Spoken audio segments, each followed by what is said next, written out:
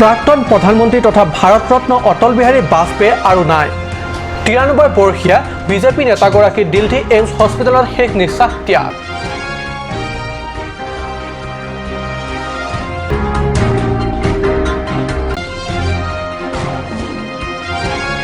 ধেমাজি বিষাদক সুঁৱৰি কাৰ্বি আংলং জিলা প্ৰশাসনৰ উদ্যোগতো শোক দিৱস পালন।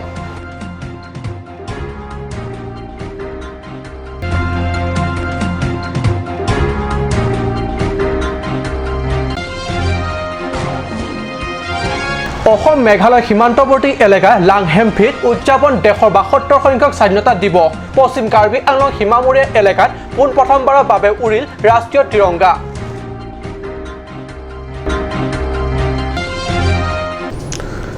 নমস্কাৰ, অসমীয়া প্ৰাইম টাইম বাতৰিত মই পৰশজ্যোতি শৰ্মাই স্বাগতম জনাইছোঁ। এতিয়া আগবাঢ়িছোঁ প্ৰথমটো বাতৰিলৈ। ভাৰতৰ প্ৰাক্তন তথা ভাৰতৰত্ন প্ৰধানমন্ত্ৰী অটল বিহাৰী বাজপেয়ী আৰু নাই। দিল্লী এইমছ হস্পিটেলত চিকিৎসাধীন অৱস্থাত শেষ নিশ্বাস ত্যাগ কৰে 93 বৰ্ষীয়া নেতাগৰাকী। সমগ্ৰ দেশবাসীক কন্দুৱাই থৈ বৰ্ষীয়ান নেতাগৰাকী একেবাৰে গ'লগৈ। কেন্দ্ৰত NDA চৰকাৰৰ প্ৰধানমন্ত্ৰী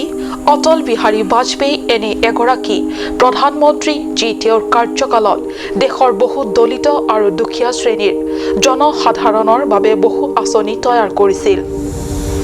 অন্তত নিকা ভাৱমূৰ্তিৰ প্ৰধানমন্ত্ৰী অটল বিহাৰী বাজপেয়ী দেশৰ সমগ্ৰ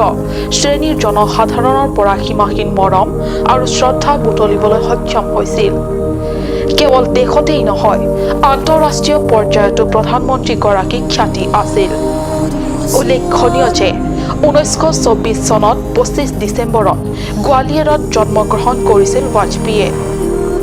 16 আগষ্ট সন্ধিয়া 5:05 শেষ নিশ্বাস ত্যাগ কৰা প্ৰাক্তন প্ৰধানমন্ত্ৰীগৰাকী কিডনী, বুকু বিষ আদি কেইবাটাও ৰোগত আক্ৰান্ত হৈ এইমছত চিকিৎসা গ্ৰহণ কৰি আছিল। বাজপেয়ীৰ দৰে মহান নেতাক হেৰুৱাই ভাৰতবৰ্ষৰ অপূৰণীয় ক্ষতি হ'ল। বিজেপি দলে এই অটল বিহাৰী বাজপেয়ীৰ দৰে সাধু আৰু মহৎ নেতাগৰাকী চিৰকাললৈ হেৰুৱালে। অসমৰ মুখ্যমন্ত্ৰী সৰ্বানন্দ সোণোৱালে কয় যে ৰাষ্ট্ৰই যুগস্ৰষ্টাক হেৰুৱালে। ৰাজ্য সমগ্ৰ জিলাৰ লগতে কাৰ্বি আংলং জিলা প্ৰশাসনৰ উদ্যোগতো ধেমাজি বিষাদক সুঁৱৰি 16 আগষ্টত পালন কৰিলে শোক দিৱস। প্ৰত্যেকবাৰৰ দৰে এইবাৰো 15 আগষ্টৰ স্বাধীনতা দিৱসৰ পিছৰ দিনা ধেমাজি কাণ্ডক সুঁৱৰি কলা বেজ পৰিধান কৰি পালন কৰিলে শোক দিৱস। 2004 চনৰ 15 আগষ্ট দেশৰ স্বাধীনতা দিৱস উদযাপনৰ বাবে ধেমাজি খেলপথাৰতো তেতিয়া কেইবাখন বিদ্যালয় তথা মহাবিদ্যালয়ৰ শ শ ছাত্ৰ ছাত্ৰী মাৰ্চ পাষ্টৰ বাবে পেৰেড গ্ৰাউণ্ডত একগোট হৈছিল। কিন্তু স্বাধীনতা দেশত থাকিও পৰাধীনতাৰ অনুভৱ কৰি ৰাজ্যবাসীক তথাকথিত নতুন আৰু প্ৰকৃত স্বাধীনতা দিয়াৰ নামত একাংশ সশস্ত্ৰ বাহিনীৰ হিংসাত্মক কাণ্ডত কেইবা শতাধিক ছাত্ৰ ছাত্ৰী নিৰীহ আৰু ফুলকুমলীয়া দেহা বোমা বিস্ফোৰণত বিক্ষত হৈছিল। নিৰীহ ছাত্ৰ ছাত্ৰীৰ তেজেৰে ৰাঙলী হৈছিল স্বাধীনতা দিৱসৰ উপলক্ষে সজোৱা পেৰেড গ্ৰাউণ্ড। সেয়া কেতিয়াও পাহৰিব নোৱাৰা দুখজনক ঘটনাক সুঁৱৰি জিলা উপায়ুক্ত মৃদুল কুমাৰ মহন্তৰ পৌৰোহিত্যত ডিফু আৱৰ্ত ভৱনত অনুষ্ঠিত হয় শোকসভা। এই শোকসভাত জিলা পৰিষদৰ কাৰ্যবাহী সদস্য ক্ৰমে ৰতন তেৰণ, খন সিং ৰংপি আৰু ৰাজু টিছই অংশগ্ৰহণ কৰে। সভাত দুখজনক ধেমাজি কাণ্ডক ৰোমন্থন কৰি নিৰীহ ছাত্ৰ ছাত্ৰীৰ স্মৃতিত অশ্ৰু অঞ্জলি যাচি এনে হৃদয় বিদাৰক আৰু ঘৃণনীয় ঘটনাৰ বাবে যাতে কোনো কাৰণতে পুনৰাবৃত্তি নহয় তাৰ বাবে প্ৰতিশ্ৰুতিবদ্ধ হয় সকলোৱে। অতি আচৰিত কথা, দেশৰ ৭২ সংখ্যক স্বাধীনতা দিৱসৰ আগলৈকে ৰাজ্য তথা স্থানীয় চৰকাৰ অৱহেলিত সীমান্তৱৰ্তী এলেকাৰ বহু নিবাসীসকল জনা নাছিল স্বাধীনতা দিৱসনো কি আৰু নিচেই ওচৰৰ পৰা নিজ চকুৰে দেখা নাছিল দেশৰ স্বাধীনতা দিৱসত ৰাষ্ট্ৰীয় পতাকা উত্তোলনৰ কাৰ্যসূচী। আমি ক'ব খুজিছোঁ অসম মেঘালয় সীমান্তৱৰ্তী পশ্চিম কাৰ্বি আংলং অতিশয় পিছপৰা এলেকা লাংহেমফিৰ কথা। হয়, এবাৰ ৭২ সংখ্যক ভাৰত স্বাধীনতা দিৱসৰ উপলক্ষে লাংহেমফিত সগৌৰৱে উৰিল ৰাষ্ট্ৰীয় পতাকা। কেইজনমান দেশ তথা সমাজক একান্তভাৱে ভাল পোৱা একাংশ ব্যক্তিৰ আশাসুধীয়া ব্যক্তিৰ প্ৰচেষ্টাত অসম মেঘালয় সীমামূৰীয়া পশ্চিম কাৰ্বি আংলঙৰ লাংহেভি মাটিত দেশৰ ৭২ সংখ্যক স্বাধীনতা দিৱস উপলক্ষে পোনপ্ৰথমবাৰৰ বাবে সগৌৰৱে উৰিল ৰাষ্ট্ৰীয় তিৰংগা হামৰেন চহৰৰ পৰা ৩০ কিলোমিটাৰ নিলগৰ লাংহেভিৰ ৰাইজে এইবাৰ দেখিলে দেশৰ স্বাধীনতা দিৱস পালনৰ তাৎপৰ্য আনন্দ আৰু উৎসাহত প্ৰতিকূল বতৰকো নেওচি সীমান্ত এলেকা লাংহেভিত খেলপথাৰ উদযাপন কৰিলে স্বাধীনতা দিৱস কাউণ্টি ইংলিছ স্কুলৰ অধ্যক্ষ এন্থনী টেৰণৰ দ্বাৰা পুৱা ৰাষ্ট্ৰীয় পতাকা উত্তোলন কৰিবৰে পৰা আৰম্ভ হৈছিল বৰষুণ কিন্তু প্ৰবল বৰষুণতো থমকি ৰোৱা নাছিল বহল খেলপথাৰখনত মাৰ্চ পাছৰ লগতে স্থানীয় শিল্পী দলৰ দ্বাৰা পৰম্পৰাগত নৃত্য প্ৰদৰ্শন সকলোবোৰ উৎসাহে কৰি গৈছিল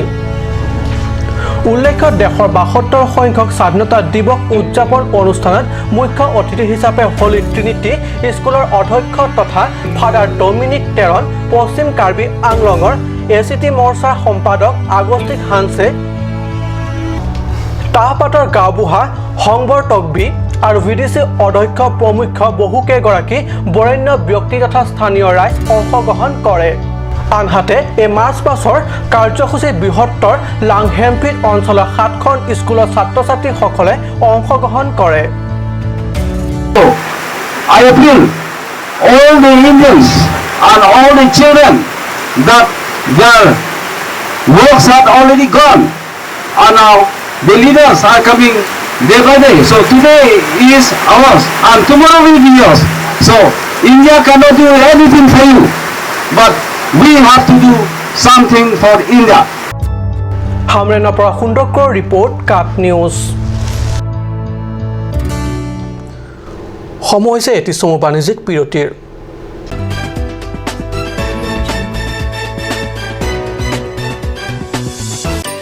Please step in Ishan Motors, a showroom cum sales point of Royal Enfield opposite of Langpi Dahangi Rural Bank, Dilaji Branch, Rongkhelan, Difu, Karbi Anglong, Assam.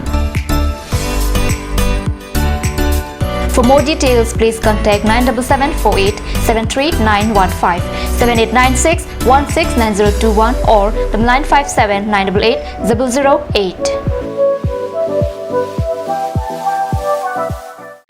আজিকালি যিকোনো পাৰ্টি মানে কাঞ্চ জুচ বাইদি বেটো কমলাটো খাইছিলি না আনাৰসৰটো পাহাৰীয়া কমলা আৰু আনাৰসৰ পৰা তৈয়াৰ কৰা কাঞ্চ জুচ সম্পূৰ্ণ বিশুদ্ধ কাঞ্চ জুচ খাওক জীৱনৰ মজা লওক কাঞ্চ জুচ কাঞ্চ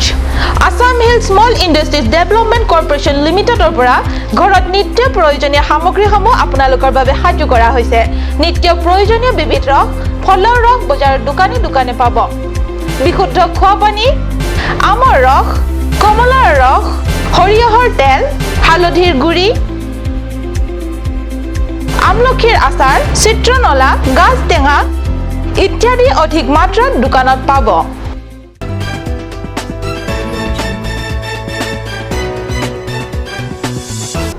বিৰতিৰ পিছত পুনৰ বাতৰি মজিয়াত পশ্চিম কাৰ্বি আংলং ডংকামুকামত উত্তপ্ত পৰিস্থিতি ডংকামুকাম জলসিঞ্চন বিভাগৰ পৰিদৰ্শন বাংলোত এই পৰিস্থিতি পাঞ্জাৱ পুলিচে কৰিলে এই পৰিস্থিতি কিন্তু অসমত পাঞ্জাৱ পুলিচৰ এয়া কিহৰ হুলস্থুল শুনিছে এনআৰচিৰ কাৰ্যত নিৰাপত্তাৰ বাবে অসমলৈ আনিছিল পাঞ্জাৱ পুলিচ পশ্চিম কাৰ্বি আংলঙৰ ভকচঙৰ ডালিমবাৰীটো ৰাখিছিল পাঞ্জাৱ পুলিচৰ এটা কোম্পানী তেওঁলোকৰ additional SP Punjab Surendra Singh Walia constable Malkiat Singh আৰু বাহিনীটোৰ হাবিলদাৰ বিপন কুমাৰে ডংকামুকাম জলসিঞ্চন বিভাগৰ পৰিদৰ্শন বাংলোত বাহৰ পাতিছিল আজি পুৱা হঠাতে তেওঁলোক তিনিও তৰ্কাতৰ্কিত লিপ্ত হয় আৰু পৰিস্থিতিত তেওঁলোকক এনেদৰে আবদ্ধ কৰি থোৱা বুলি ব্যক্ত কৰিছে আৰক্ষী প্ৰশাসনে হাতত অস্ত্ৰৰ শূন্যলৈ কেইবা ৰাউণ্ড গুলি ফুটাই ভিত্তি প্ৰদৰ্শন বিপন কুমাৰৰ ইৰিগেশ্যন আই পি চকীদাৰ হয় মোৰ তাৰপিছত কি হৈছে বোলে পাঞ্জাৱ পুলিচতে থাকিছিলে ইয়াতে 2 সপ্তাহমান হৈ গ'ল থাকা পেলাই ৰাতিপুৱা সেন্দাৰ মাজত কি হ'ল আমিতো নাজানে সেন্দাৰ ৰুমটো আমি নুসুমাই পিছত দুইজনক সেই ৰখাই থৈছিলে সি এক্সামটো SP আৰু লগত কমাণ্ডো এক্সাম চেণ্টাৰৰ লগত তেতিয়া সেই দুজনক ওলাব দিয়া নাই বহুত টাইম হৈ গ'ল ওলাব দিয়া নাই পিছত ওলাব দিছে পিছত ওলাব দিছে তেতিয়া মইতো স্কুল টাইমত ল'ৰা ছোৱালী ঘৰত থ'ব গ'ল তেতিয়া পিছত সেনেকৈ ওলাইছে বাহিৰটোৰ শীৰ্ষ বিষয়া পশ্চিম কাৰ্বি আংলং জিলা আৰক্ষী অধীক্ষক মৃণাল কুমাৰ তালুকদাৰ অতিৰিক্ত উপায়ুক্ত আদিয়ে ঘটনাস্থলীত উপস্থিত হৈ পৰিস্থিতি নিয়ন্ত্ৰণলৈ আনে বৰ্তমান পাঞ্জাৱ পুলিচে হাবিলদাৰ বিপন কুমাৰক তেওঁলোকৰ জিম্মাত ৰাখিছে তেওঁ অলপমান নৰ্মেল নহয় বিহেভিয়াৰটো নৰ্মেল নাছিলে অলপমান মেণ্টেলি ডিষ্টাৰ্বেঞ্চ লাগিছে তাৰপিছতে নাই বেছি ডাঙৰটো নাই তেওঁলোকে তাত মানুহকেইজনক বন্ধ আবদ্ধ কৰি থৈ দিছিলে ওলাব দিয়া নাছিলে তেওঁলোকে আমি কথা পাতিলোঁ তেওঁলোকৰ SPও আহিলে পাঞ্জাৱ কমাণ্ডো বেটেলিয়নৰ কথা পাতি তাৰপিছত তেওঁলোকক বুজা মেলাৰ পিছত আহিব যে তেওঁ ওলাই আহিছে আৰু কিহৰ কাৰণে আবদ্ধ কৰি ৰখা হৈছিলে শুনামতে তেওঁলোকে কৈছে ডিউটি কৰি যাওঁ ইচ্ছা নাই যিহেতু যাব লাগে আৰু ডিউটি মানে অসমত নকৰে যাব পাঞ্জাৱলৈ বেক কৰিব খোজে সেইটোৱে হয় আৰু আবদ্ধ কৰি ৰাখিছিলে কাক আবদ্ধ কৰি ৰখা হৈছিলে তেওঁলোকৰ অফিচাৰ আছিলে হয় তেওঁলোকৰ অফিচাৰ আছিলে এজন আৰু এজন কনষ্টেবল আছিলে জানিব পাৰিছিলে এডিশ্যনেল SP ৰেংকৰ শীৰ্ষ আৰক্ষী বিষয়া বুলি গম পাইছিলোঁ তেওঁলোকে কোম্পানী ইনচাৰ্জ আছিলে এতিয়া কি হৈছে ছাৰ নাই এতিয়া নাই চব ঠিক আছে ছাৰ আৰক্ষীয়ে মোকলাই আনিছে নে নাই নাই তেওঁলোকে চব একেলগে কথা এটা পাতি তেওঁলোকে কথা এটা বুজাইছে বুজনিত মানিছে বুজাই একো নাই এতিয়া চব নৰ্মেল আমি কথা পাতিছোঁ চব ভালে আছে চব ঠিক আছে কাৰো একো হোৱা নাই ঘনিষ্ঠ হোৱা নাই চব ভালে ভালে ছাৰ আমি শুনিছোঁ ফায়াৰিঙো বহুবাৰ কৰিছে নাই নাই ঠিক আছে বঠাত লাংচৰ পৰা জাচন ইংহি ৰিপৰ্ট কাট নিউজ হয় এই ঘটনা সংঘটিত হয় পশ্চিম কাৰ্বি আংলঙৰ জিৰিকেণ্টেঙত অৱস্থিত ছচেং উন্নয়ন খণ্ডই আয়োজন কৰা ৭২ সংখ্যক স্বাধীনতা দিৱসৰ উদযাপনৰ কাৰ্যসূচীত ইফালে উৎকট গৰম আনফালে অতিথিৰ দীঘলীয়া ভাষণ উৎকট গৰমৰ বিপৰীতে মুকলি আকাশৰ তলত লৰচৰ নকৰাকৈ থিয় দি অতিথিৰ দীঘলীয়া ভাষণ শুনিছে মাৰ্চ পাষ্টৰ প্ৰদৰ্শন কৰা ছাত্ৰ ছাত্ৰীয়ে ফলত 10গৰাকী ছাত্ৰ ছাত্ৰী এটা এটাকৈ ঢলি পৰিছে মাটিত লগে লগে ঢলি পৰা ছাত্ৰ ছাত্ৰীক নিয়া হয় হস্পিটেলত উল্লেখ্য যে অঞ্চলটোত অৱস্থিত বিভিন্ন চৰকাৰী বেচৰকাৰী বিদ্যালয়ৰ ছাত্ৰ ছাত্ৰীসকলে অংশগ্ৰহণ কৰি মাৰ্চ পাষ্টৰ প্ৰদৰ্শন কৰিলে ইমানলৈকে ঠিকে ঠাকে থাকিল কিন্তু মাৰ্চ পাষ্টৰ শেষ হোৱাৰ পিছত ছাত্ৰ ছাত্ৰীসকলক উৎকট গৰমৰ বিপৰীতে মুকলি আকাশৰ তলত থিয় কৰোৱাই ৰাখে অনুষ্ঠানটোত মুখ্য অতিথি হিচাপে যোগদান কৰা MSc ৰীনা টেৰাম্পীৰ দীঘলীয়া ভাষণৰ মাজতে ছাত্ৰ ছাত্ৰীসকল প্ৰখৰ ৰ'দৰ তাপ সহিব নোৱাৰি এটা এটাকৈ মাটিত ঢলি পৰে প্ৰশ্ন হয় এনেদৰে আয়োজক মণ্ডলীয়ে মুখ্য অতিথিজনাৰ দীঘলীয়া ভাষণ শুনিবলৈ লৈ প্ৰখৰ ৰ'দত থিয় দি ভাষণ শুনি থকা ছাত্ৰ ছাত্ৰীৰ দুৰ্দশাৰ কথা এবাৰলৈও ভাবিব নোৱাৰিলেনে বিশেষ প্ৰতিবেদক কাট নিউজ পশ্চিম কাৰ্বি আংলং খেৰণী চাৰিআলিস্থিত শিক্ষাখণ্ডৰ নাভূত নাচুত কাণ্ড জাতীয় পতাকা ঘূৰ অপমান শিক্ষাখণ্ডৰ ছচেং শিক্ষাখণ্ডৰ ব্লক মিছন কোঅৰ্ডিনেটৰ কাৰ্যালয়ত সংঘটিত এই কাণ্ড 15 আগষ্টত স্বাধীনতা দিৱস অথবা 26 জানুৱাৰী প্ৰজাতন্ত্ৰ দিৱসত কৰবাত নহয় কৰবাত জাতীয় পতাকা উত্তোলনক কেন্দ্ৰ কৰি অঘটন ঘটে কৰবাত যদি উলুটাকে পতাকা উত্তোলন কৰিছে কৰবাত সন্ধিয়া আকাশতো পতাকা উৰিয়ে থাকে হয় এবাৰ এনে ঘটনা ঘটিল পশ্চিম কাৰ্বি আংলং খেৰণী চাৰিআলিত পুৱা ৭২ সংখ্যক স্বাধীনতা দিৱসৰ উপলক্ষে কাৰ্যালয়ৰ সন্মুখৰ চৌহদত উলহ মালহেৰে জাতীয় পতাকা উত্তোলন কৰি সন্মান যাচিলে কিন্তু সন্ধিয়া 6 বজালৈকে উৰি থাকিবলৈ এৰি দি জাতীয় পতাকা ঘূৰ অপমান কৰিলে ছচেং শিক্ষাখণ্ডৰ ব্লক মিছন কোঅৰ্ডিনেটৰ কাৰ্যালয়ৰ বিষয়া তথা কৰ্মচাৰীসকলে